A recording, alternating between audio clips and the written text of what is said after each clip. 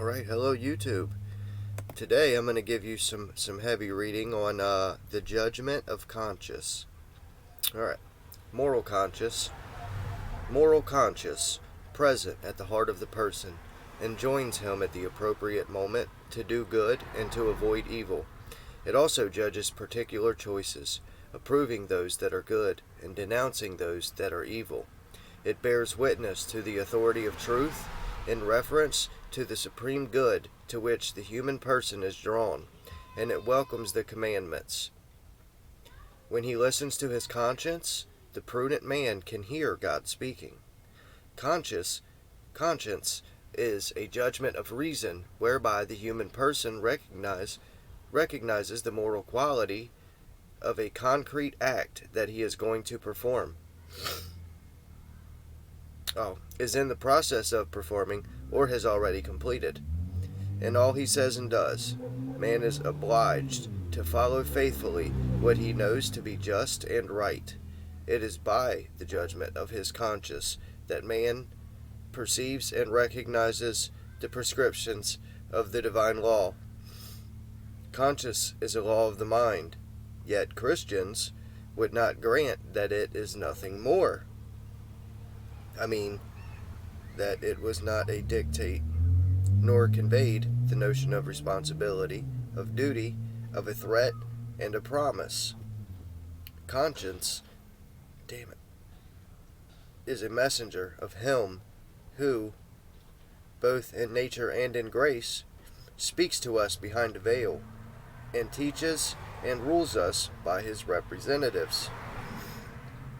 Conscience is the aboriginal vicar of Christ. It is important for every person to be sufficiently present to himself in order to hear and follow the voice of his conscience.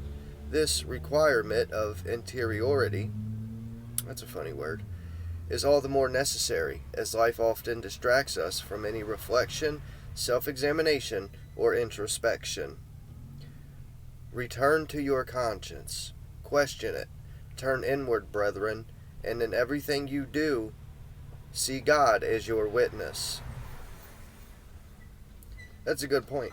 If everything that you did, if before you did everything and before you acted in any kind of way, you was like, oh, God's here watching, you'd probably act a little different.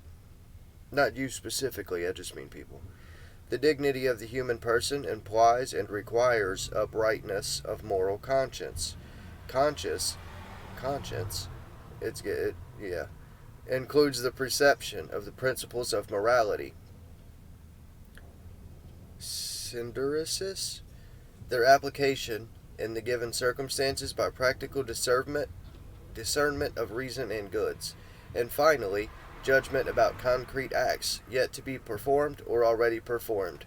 The truth about the moral good, stated in the law of reason, is recognized practically and concretely by the prudent judgment of conscience. We call that man prudent who chooses in conformity with this judgment. Conscience enables one to assume responsibility for the acts performed. If man commits evil, the just judgment of conscience can remain within him as the witness to the universal truth of the good, at the same time as the evil of his particular choice. The verdict of this judgment of conscience remains a pledge of hope and mercy.